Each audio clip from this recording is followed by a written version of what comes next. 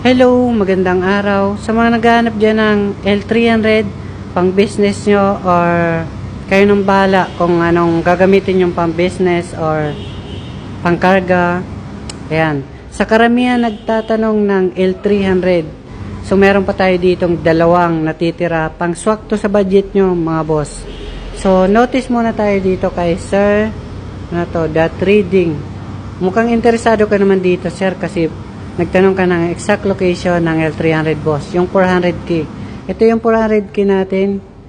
Ngayon binibigay ko na ng 390,000. Okay?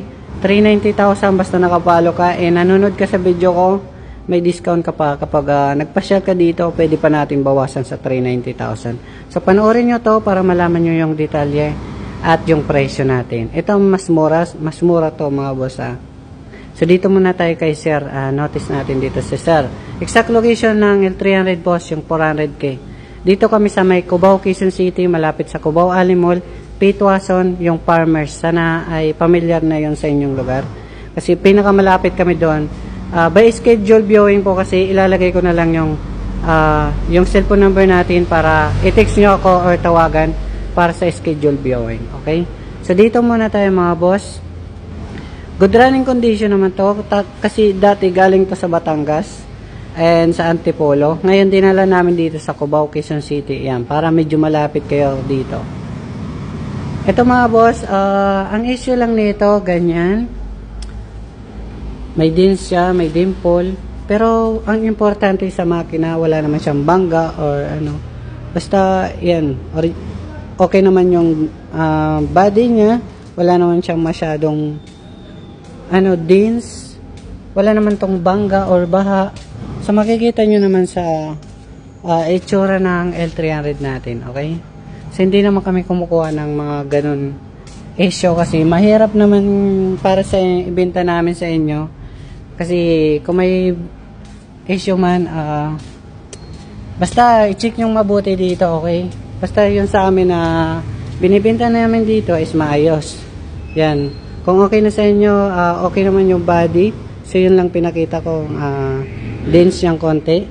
Tapos dito, yan. So, mga hindi naman siya,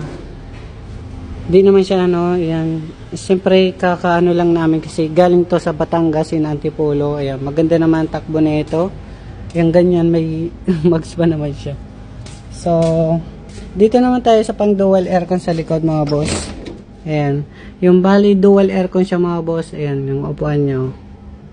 Oh. Okay pa to mga boss. Malinis pa naman to. Naka dual aircon.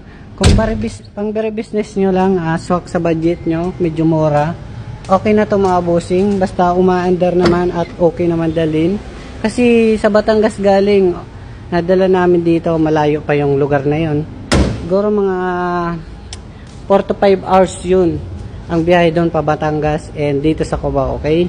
Yan, napakaganda ng takbo na ito. Lalo na ito rin, okay rin to mga boss.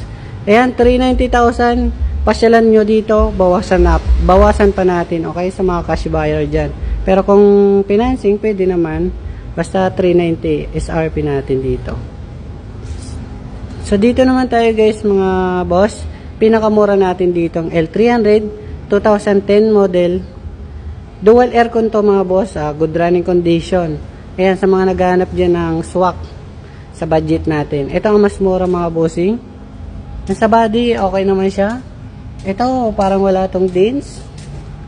Yan. Okay yung body, napakaganda pa. Ang plaka, original kasi yung plate, green talaga pag medyo old model na, 2010 po kasi.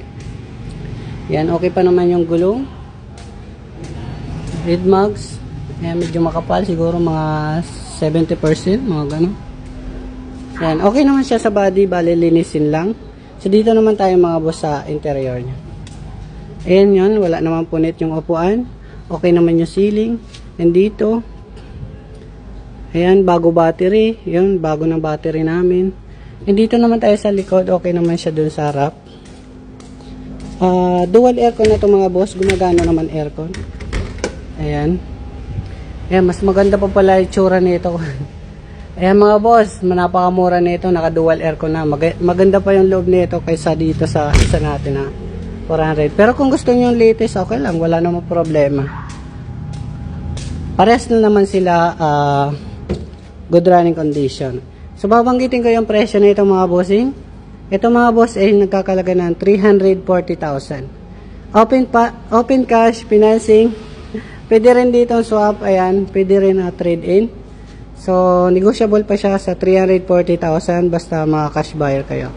Yan mga boss, okay yan mga boss. Pero sa mga karamihan dyan naghanap ng pick up or SUV sedan, van, marami tayo ditong pang available. Ayan, marami pa tayo ditong available mga boss.